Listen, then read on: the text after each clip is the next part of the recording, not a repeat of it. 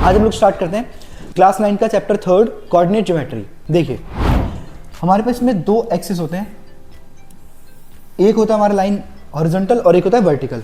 Horizontal line का मतलब होता है एक्स एक्सिस, हॉरिजॉन्टल मतलब एक्स एक्सिस, और ये इस लाइन को क्या बोलते हैं वर्टिकल, मतलब इस तरीके से तो वर्टिकल और ऐसे है तो हॉरिजॉन्टल, और ये हमारा है वाई एक्सिस। इस पॉइंट को बोलते हैं ओरिजिन, ये हमारा क्या है ओरिजिन, और इसके अगर कोऑर्डिनेट बात करें तो ये 0,0 होता है। अगर ओरिजिन का कभी भी कोई कोऑर्डिनेट पूछे तो 0,0। राइट साइड में एक्स एक्सिस के पॉजिटिव होता है, इस साइड सारी वैल्यूज कैसे होंगी पॉजिटिव, मतलब इस वाले इस साइड जितने भी आंसर्स होंगे वो सभी पॉजिटिव में होंगे। फिर ऊपर वाई एक्सिस में ये कैसे होंगे पॉजिटिव।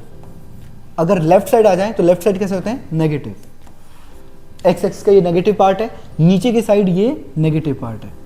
ठीक है, अब देखो कोई भी कोऑर्डिनेट अगर हमें शो करना है कि किस कोऑर्डिनेट में लाई करेगा तो उसके लिए हम लोग लिखते कैसे हैं, हमेशा सबसे पहले आता है एक्स और फिर वाई आता है। पहले क्या लिखते हैं एक्स एक्सिस के कोऑर्डिनेट फिर वाई के।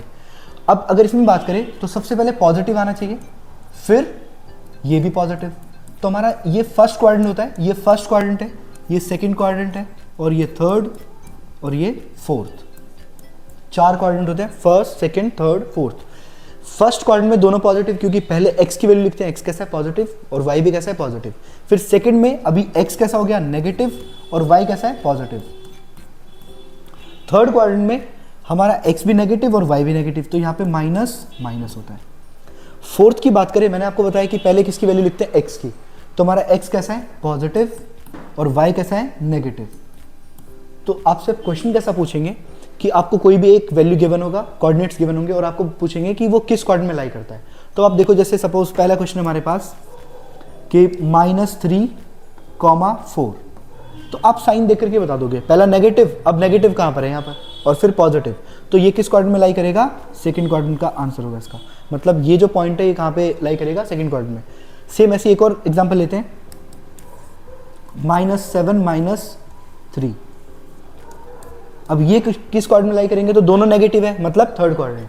तो एक 1 मार्क्स का क्वेश्चन आपका फिक्स आएगा कि जिसमें आपसे पूछेंगे कोई भी पॉइंट गिवन होगा और आपको बोलेंगे किसका बताओ आप किस कोऑर्डिनेट में लाई करता है, और ये वाला इसका आंसर क्या हो जाएगा दोनों नेगेटिव, तो थर्ड कोऑर्डिनेट, थर्ड आंसर हो जाएगा इसका थर्ड कोऑर्डिनेट। ठीक है, ये सबसे पहला था आपका। उसके बाद दूसरा टॉपिक क्या आता है, आप कहते हैं कि अब जैसे सपोज कोई भी एक पॉइंट है, ये तो आपको बताया मैंने एक्स एक्सिस है और ये क्या है वाई एक्सिस। अब जैसे कोई पॉइंट है, यहाँ पर एक कोई पॉइंट है, अब इसका मैंने बोला कि ये कितना है -3 हो गया, नहीं प्लस का 3 हो जाएगा,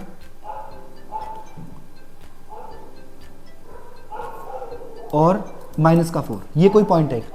इसमें बोलेगा कि इसमें आप बताओ एब्सिसा और ऑर्डिनेट। अब यहाँ पे टर्म आता है एक एब्सिसा। एब्सिसा का मतलब होता है वैल्यू ऑफ एक्स, आपको x की वैल्यू बतानी है। अगर एब्सिसा बोले तो मतलब x की वैल्यू कितनी है यहाँ पर, तो x की वैल्यू हो जाएगी 3।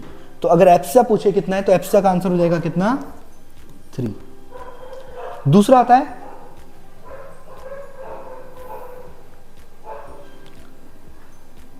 ऑर्डिनेट।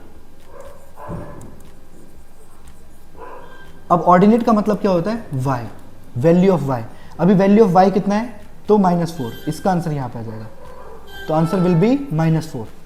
और अगर आपसे पूछ ले कोऑर्डिनेट क्या होता है, तो कोऑर्डिनेट मतलब ये पूरा आंसर, मतलब कोऑर्डिनेट,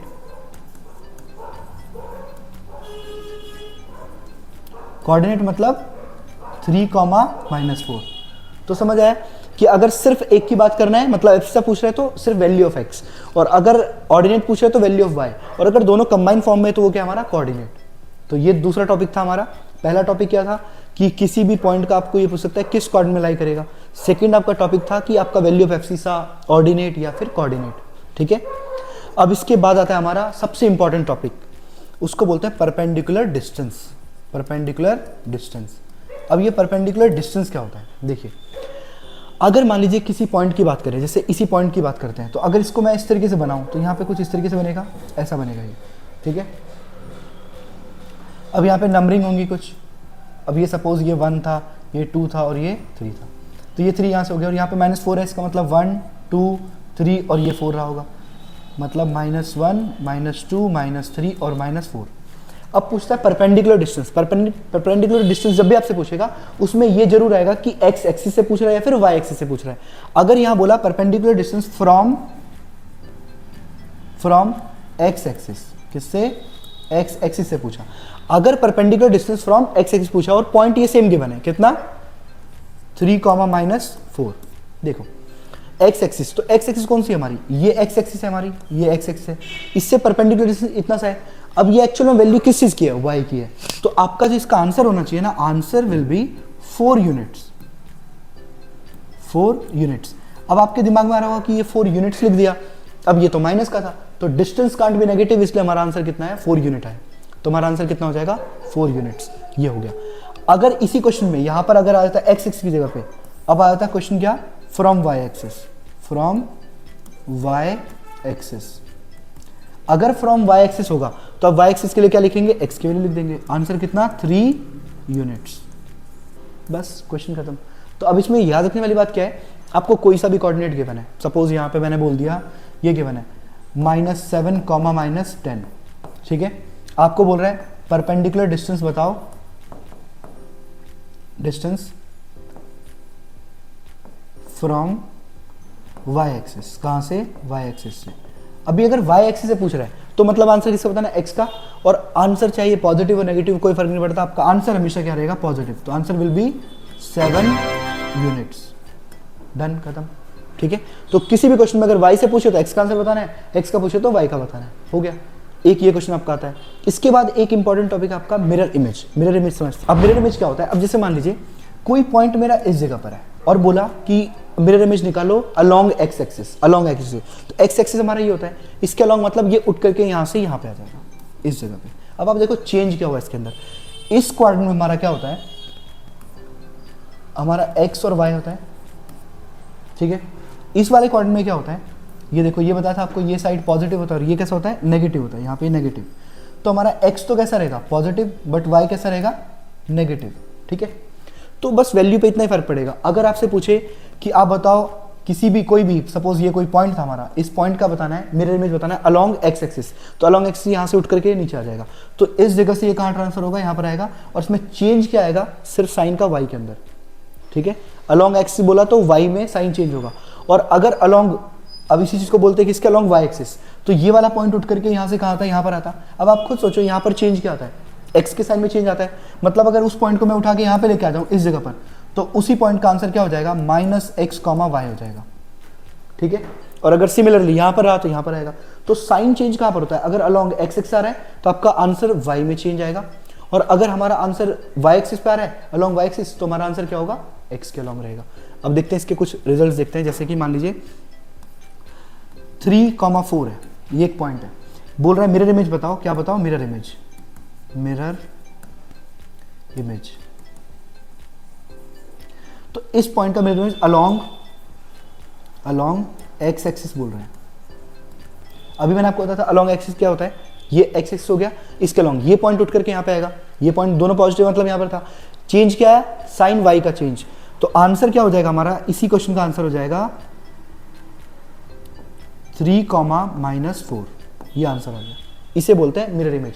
इसी को एक और चीज बोलता है, नया टर्म यूज कर रहे हैं यहाँ पर थोड़ा सा, रिफ्लेक्शन भी बोलते हैं। कि बताओ इस पॉइंट का रिफ्लेक्शन क्या होगा? तो रिफ्लेक्शन का मतलब क्या हो गया? बस यहाँ से उठ करके नीचे आया, उसका साइन चेंज हो गया। अलोंग एक्स एक्सिस में वाई का sign change, along y axis में एक्स का साइन चेंज, सिर्फ इतना ही है। तो हम लोगों ने आज की क्लास में क्या समझा? 4 क्वेश्चन आपके टोटल आते हैं। एक तो सबसे पहला क्वेश्चन मैंने आपको बताया था कि किस क्वाड्रेंट में कोई भी पॉइंट लाई करेगा, किस क्वाड्रेंट में। दूसरा कि हमारा वैल्यू पूछ लेता है कई बार कि वैल्यू ऑफ, आप बताओ एक्स बताओ या वाई, तो इसको डायरेक्टली ना बोल करके क्या बोलते हैं? Find the value of एफसीसा। तो एफसा मतलब कोई भी कोऑर्डिनेट गिवन है, आपको एफसा की वैल्यू बतानी है सिर्फ, उसमें साइन जो है वो एज इट इज रहेगा। थर्ड टॉपिक सीखा हमने परपेंडिकुलर डिस्टेंस। परपेंडिकुलर डिस्टेंस में क्या होता है? किसी भी पॉइंट का, कोई भी पॉइंट गिवन है, अगर बोल रहा है कि अलोंग एक्सिस बताओ, तो सिर्फ वाई का आंसर लिख दो। और वाई में साइन आप ध्यान रखना हमेशा पॉजिटिव रहेगा, और उसके साथ यूनिट्स लगाना बहुत जरूरी है, ठीक है। उसके बाद फोर्थ टॉपिक हमने सीखा मिरर इमेज या फिर रिफ्लेक्शन बोलते हैं इसको। इसके अंदर क्या सीखा कि कोई भी अगर अलोंग एक्स एक्सिस है तो आपको साइन चेंज वाई में करना है। इसमें साइन चेंज होता है, वाई में साइन चेंज। अगर अलोंग वाई एक्सिस हुआ तो एक्स पे साइन चेंज हो जाएगा। बस इतना ही। थर्ड चैप्टर में आपको इससे ज़्यादा कुछ नहीं पूछ सकता, चाहे वो केस बेस्ड स्टडी के क्वेश्चन हो या फिर आपके नॉर्मल एमसीक्यूज हो। ये 4 ही टॉपिक बनते हैं और इस 4 टॉपिक से आपसे क्वेश्चन पूछा जाएगा, आप इसको आराम से कर सकते हैं।